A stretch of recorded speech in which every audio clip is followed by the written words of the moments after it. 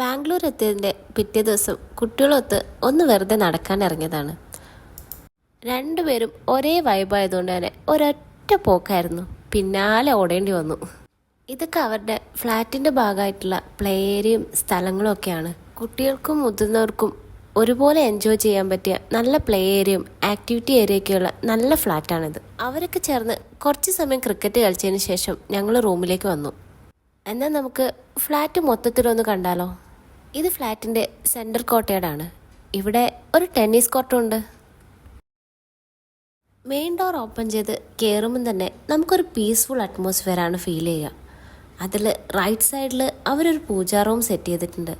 Left സൈഡിലാണെങ്കിൽ ഒരു shelf വെച്ചിട്ട് കുഞ്ഞു കുഞ്ഞു സ്റ്റാച്യൂസ് വെച്ച് ഡെക്കറേറ്റ് ചെയ്തിട്ടുണ്ട്. അതാണ് ആ ലിവിങ് റൂമിൻ്റെ മെയിൻ അട്രാക്ഷനായിട്ട് എനിക്ക് തോന്നിയത്. ലിവിങ് റൂമിനോട് തൊട്ട് ഒരു ബാൽക്കണി ഉണ്ട്. ബാംഗ്ലൂർ ആസ്വദിക്കാൻ പറ്റിയ നല്ല അടിപൊളി വ്യൂ ആണ് ഇവിടുന്ന്.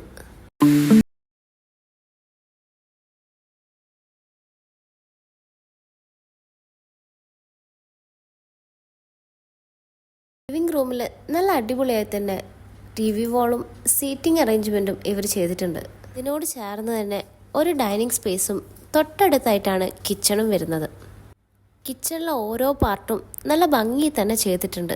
അതിനോട് ചേർന്നും ഒരു ചെറിയ ബാൽക്കണി ഉണ്ട്.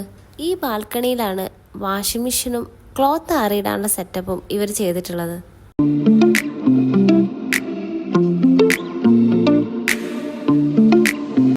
പിന്നെ ഒരു നീണ്ട ഇടനാഴിയിലൂടെ പോയാൽ അതിന് അപ്പുറത്തും ഇപ്പുറത്തുമായി 2 ബെഡ്റൂമും പിന്നെ ഒരു മാസ്റ്റർ ബെഡ്റൂമാണ് ഉള്ളത്. ആകെ മൊത്തം 3 ബെഡ്റൂം.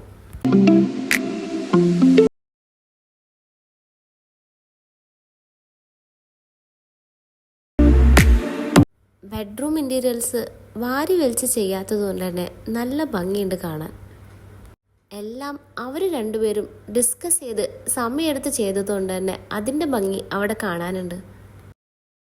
അപ്പം നിങ്ങൾ ഫുൾ വീഡിയോസ് കണ്ട് ഇതിൻ്റെ അഭിപ്രായം ഒന്ന് കമൻറ്റ് സെക്ഷനിൽ പറയണേ.